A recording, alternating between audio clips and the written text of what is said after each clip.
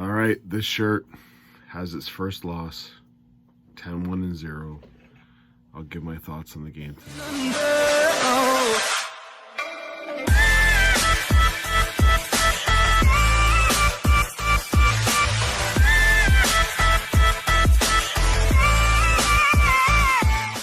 All right, well, here's my thoughts on the Penguins' 2-0 win over the Leafs. Now, I was at the game, watched the game live, got to really appreciate, well, I don't know if I appreciate it, but I got to appreciate, I guess while I'm there, the Leafs' effort tonight, which was terrible. Now, this shirt, it was a beauty shirt. It had a good run. It had a beauty run. 10-0-0 until tonight. And now this shirt is 10-1-0. 2-0 win for the Pittsburgh Penguins. Let's talk about this game. First of all, let's talk about the first goal. The Leafs start off, they weren't bad. I sat there and I looked at my buddy Kevin who brought me to the game, appreciated the tickets, said, "Babe, I think we're in this one." And then it happened. We had Brian Rust made Rasmus Sandin look like anything but a defenseman. I know if you look up Rasmus Sandin on NHL.com, it's going to show he's a defenseman. That was the last thing he was on this play. The absolute last thing he was would be called a defenseman. A pylon or, someone who tried to participate in the game. He could have been called a mascot. He could have been called a lot of things, but he certainly didn't try. And Rust made him look like an idiot, who then passed to Jake Guentzel, who made Rasmus Sandin's defensive partner, Timothy Liljegren, look like a pylon, a person trying to make a move, who went to the backhand and put it past Campbell. Now, I love this. Now, Campbell should have had that. Are you goddamn kidding me? How in the world? Now, and this happened later in the game. It happened a lot in this game. Everyone's in the right position, but then there's an effort that's required. And two defensemen, Sandin and Liljegren, basically let Jake Guentzel get basically a breakaway. 1-0. Hang your head. Oh, crap. We're down 1-0. But this ain't the end of the world. We're ready to rock and roll. No. I then saw the worst defensive play I've ever seen. Now, I'm going to tell you of the defensemen that I've watched for the Leafs. I've watched Brian Curran. I've watched Jim Korn, the guy who wore goddamn molded skates. I watched Chris Kotsopoulos. I've watched Bill Root. I've seen Tom Curvers. I've watched Jamie McCowan, Rick Natras, Rob Ramage. I've seen some goddamn piss poor friggin' defense. Aki Berg. I've seen it all. Until tonight. I've never seen this one. Let's talk about Pittsburgh Penguins' second goal. Now, I wish I had the editing software. I do. My daughter does a fantastic job putting the editing software up. I just don't know how to do this editing stuff. But if I could, I would like to take a picture of where everyone was on the ice on the Pittsburgh Penguins' second goal. This was a 2-on-3. I didn't stutter. It was a goddamn 2-on-3. Jeff Carter had the puck. I think it was Camp. I'm not positive. I'm going to have to go back. I was at the game. I'm not sure. But there was someone, a forward with the Leafs was on Jeff Carter. Okay. We have Jake Muzzin and Justin Hall at least 5 feet back from the puck. They were 5 feet back from the puck. They're in a defensive position, which I'm not going to complain about. Because usually those dummies are trying to pinch. No, this is at, and by the way, this 2-on-3 was at the Leafs blue line. This didn't start at the other team's blue line where you can see, okay, they make a nice play, and all of a sudden it becomes a 2-on-0. It was at the Leafs blue line. The Leafs blue line, a 2-on-3 that turned into a Pittsburgh 2-on-0. How? How in the goddamn world did a 2-on-3 turn into a 2-on-0? Well, first of all, you've got to have the two worst defensemen in the NHL on the ice. That helps.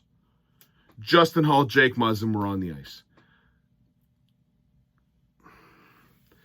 Jeff Carter flips it into the corner like it was a dump in.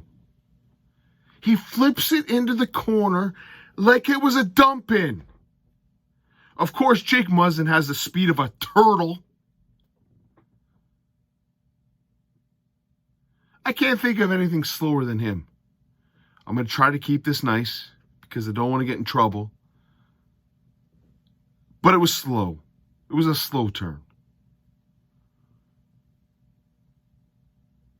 Very slow.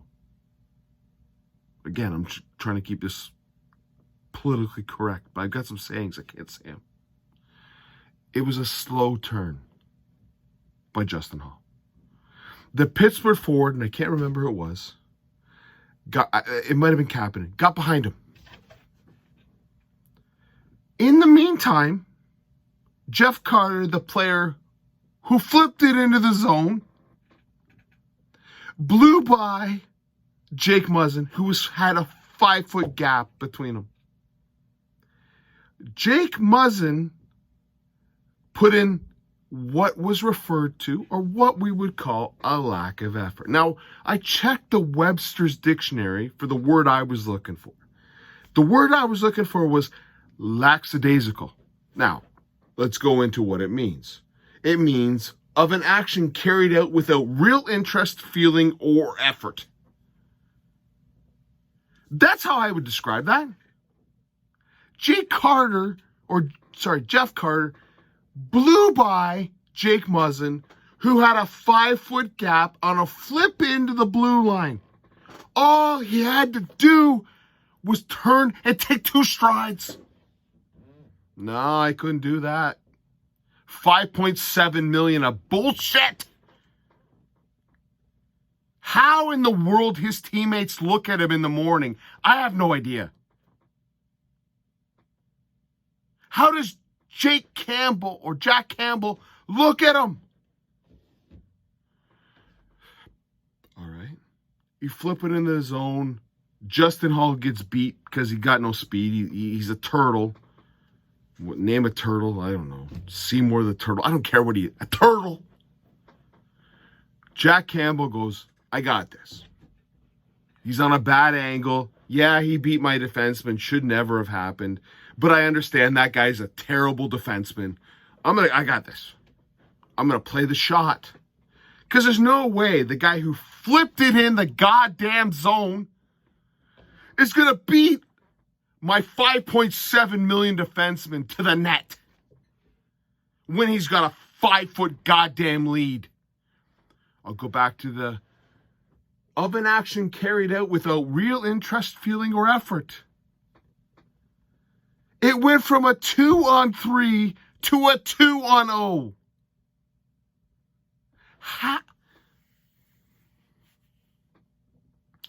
Unfortunately, I watched this play happen. And unfortunately for the people around me, who I don't know if they watch games or not, they got my wrath. Just like you're getting my wrath right now. I apologize for everything I'm about to say. But Jake Muzzin is a piece of shit. Jamie McCowan, when he was good, he was good. And then he went bad, he went bad. Anyone who defends Jake Muzzin on this play can fly a kite. That was nice. I was nice there. Fly a kite. He's a piece of shit. $5.7 million, and Jeff Carter blew by him without, or his action, lackadaisical, carried out without real interest, feeling, or effort. That's a way to describe it. We're down 2-0 going into the second period. The second period, I might as well watch paint dry. I watched Mitch Marner. He nearly hit the triple axe, so I thought he could put some pantyhose and some leotards on. He should have done the spinorama. Should have done a lot of stuff. He was moving around. Forgot to shoot the goddamn puck, but he was moving around, making passes. Everything was nice. Oh my God, it's pretty. 10.8 for a friggin' figure skater. All right, we go to the third period. Got past that. Go to third period. Nothing to see here. Nothing to see. The Pittsburgh Penguins dominate. And then a 5-on-3 occurs. Michael Bunting draws the penalty. And then Matthews draws the second penalty. You have a 5-on-3 for 2 minutes. All right. Let's get a goal on the board with 5 minutes to go. Let's make this interesting.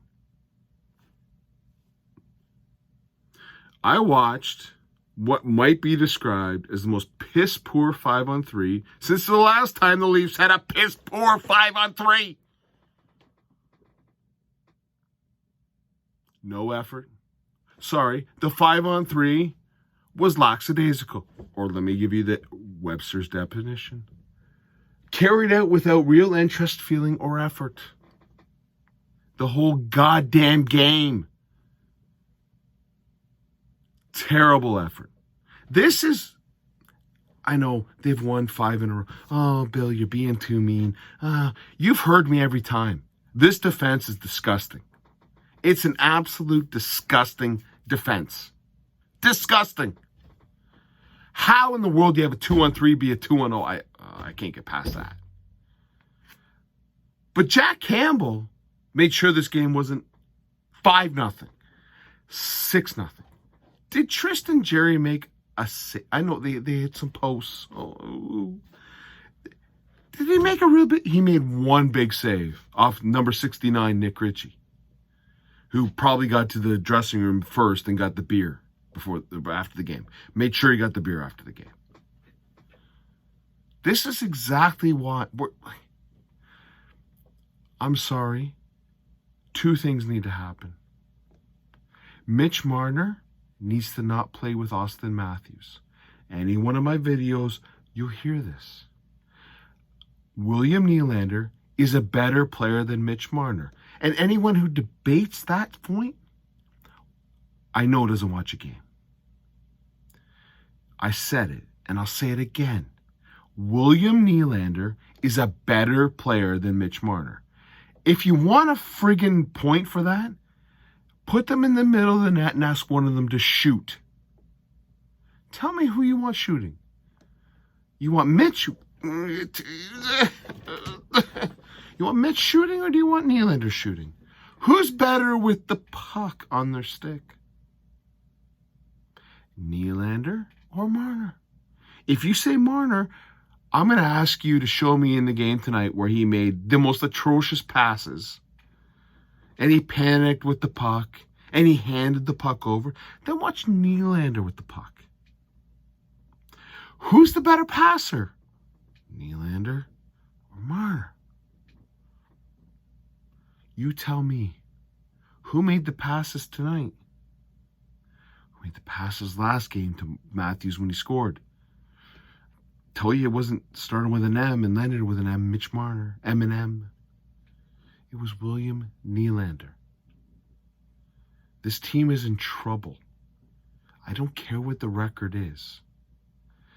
When I watch 6 defensemen, other than Brody, Brody's awesome. I love Brody. $5 million for a defenseman. Pay that twice on Tuesdays. He's a defenseman. The other 5 are not defensemen. I don't know what you call them.